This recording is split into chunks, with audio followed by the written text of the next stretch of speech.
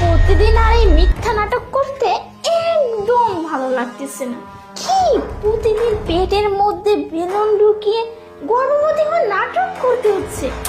ইস, কবে যে এসব জীবন থেকে শেষ হবে আমি সেটাই জানি না। এসব করতে করতে মনে হচ্ছে সত্যি সত্যি একদিন প্রেগনেন্ট হয়ে যাব।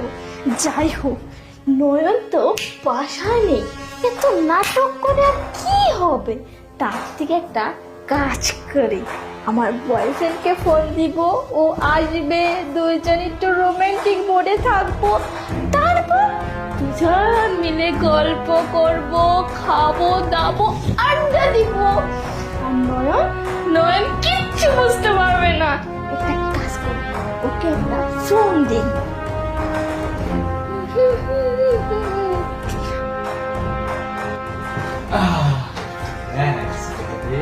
বেবি, বাড়ি একদম ফাঁকা, আজকে শুধুমাত্র তুমি আর আমি।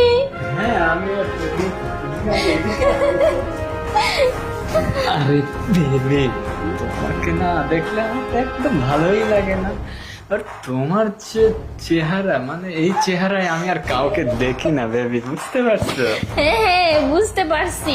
আরে তো ভালোবাসা নাটক করতে হবে না, ওদেরও ভালোবাসা সে তো দেখতেই পাচ্ছি, খালি ফাঁকি দাও না। আমি যতই ভালোবাসি তোমার মন পাবো না কোনো, বুঝতে পারছো? আচ্ছা বেবি, তাহলে বেডরুমে চলো। আচ্ছা ঠিক আছে, চলো।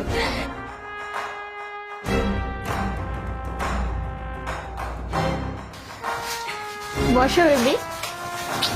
আরে বেবি, আজকে না তোমাকে অনেক সুন্দর লাগতেছে, বুঝতে পারছো? আর একটা কথা বলি শোনো, আমার স্বামী যে এত বলদ, তার বউয়ের কাছে আরেকজন ছেলে আছে কোনো কিছু বুঝতেই পারি নাই, তাই না? আরে হ্যাঁ হ্যাঁ বাবা, তুমি আমাকে যতটা ভালোবাসো না, ও সেম আমাকে কতটা ভালোবাসে, অনেক বিশ্বাস করে। জানো, আমি ওকে যা যা বলি না, ও সব কিছু পানির মতো বিশ্বাস করে। ও মনে করে ওর ওয়াইফ হাজারে একটা। ও আচ্ছা, এই ব্যাপার, তোমার স্বামী তোমাকে এতটা বিশ্বাস করে।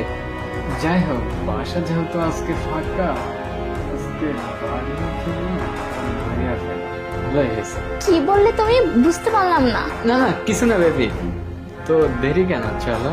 চলো। দাঁড়াও, বাড়ি পুরো ফাঁকা মানে আমি কোথায় গেছি তাহলে? হ্যাঁ, বাড়ি ফাঁকা, আমি আসি তো। তুমি নয়, তুমি তো অফিসে গেছিলে, বাড়িতে বাড়িতে কখন আসলে? বাড়িতে কি করতেছো? আমার বাড়ি, আমার ঘর, আমাকে বলতেছো আমি এখানে কি করতেছি? না,